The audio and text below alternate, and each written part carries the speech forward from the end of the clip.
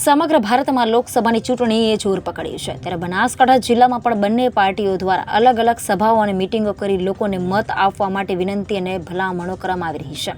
ત્યારે બનાસકાંઠા જિલ્લાના લોકસભા કોંગ્રેસના ઉમેદવારની એક મિટિંગમાં થરાદના પૂર્વ ધારાસભ્ય ગુલાબસિંહ રાજપૂત દ્વારા તમામ સમાજને તો વિનંતી કરી હતી, પણ ઠાકોર સમાજને ખાસ વિનંતી કરી હતી કે બનાસકાંઠા જિલ્લામાં ઠાકોર સમાજના 4 લાખ આસપાસ વોટ છે, તો આપ જે ધારો એ કરી શકો છો। કારણ કે પોતાના પર દાખલો આપતા જણાવ્યું હતું કે ખાલી થરાદ વિધાનસભામાં મારી સમાજના ખાલી 7000 વોટ છે, તો પણ અમે લોકોએ 92000 લોકોના દિલ જીત્યા છે। 7000 છીએ છતાં 92000 આવ્યા, તો તમે તો સમગ્ર બનાસકાંઠા જિલ્લામાં 4 લાખ છો। દાખલા તરીકે એક વ્યક્તિ ખાલી 4 વોટ લાવો તો જીત તો પાકી છે, પણ અન્ય પાર્ટીની ડિપોઝિટ પણ જપ્ત થઈ જાય। હસી મજાક સાથે ઠાકોર સમાજને મોટો સંદેશ આપતા વધુમાં કહ્યું હતું કે વાત રહી બહેનમાં મામેરાની, તો વાવ તાલુકા 2 વખત મામેરું ભર્યું છે અને ત્રીજી વખત ધામધૂમથી ભરશે, પણ હવે બનાસકાંઠાને વાજતે ગાજતે ધામધૂમથી બહેનનું મામેરું ભરવાનું છે।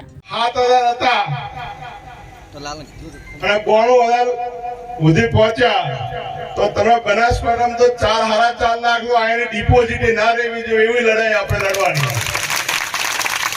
ને તો અમે તમારા દેશ લાવો તો હોય 1% અંદાપે કહો કે આયાને ફોર્મ ભરવા આવવું હોય તો એ કાઠું હોય એવું વાત, એવી તાકાતથી કૂટને અમે લોકો લડીએ।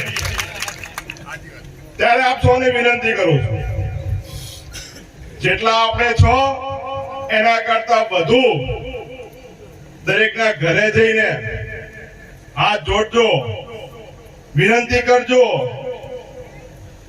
કે આ વખતે અમે તમને હૃદય આપ્યા ને આ વખતે અમને આપજો। અમે બધા પણ આજે કોતરવાડા ગામમાં બધાને પાઘડીઓ બંધાવી છે, ત્યારે ઠાકોર સમાજને વિનંતી કરું છું, પાઘડીઓની આબરૂ હાચવાનું તમારે કામ કરવાનું।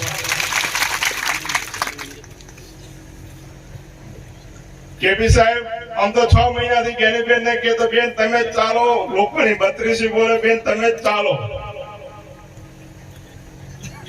અને આજે આખો બનાસકાંઠો કહે છે કે બનાસકાંઠામાં ચાલે તો બનાસકાંઠાની બેન જ્ઞાનીબેન જ ચાલે, આખો બનાસકાંઠો। Reporter Thanaji Rajput, Janadesh news, Banaskantha.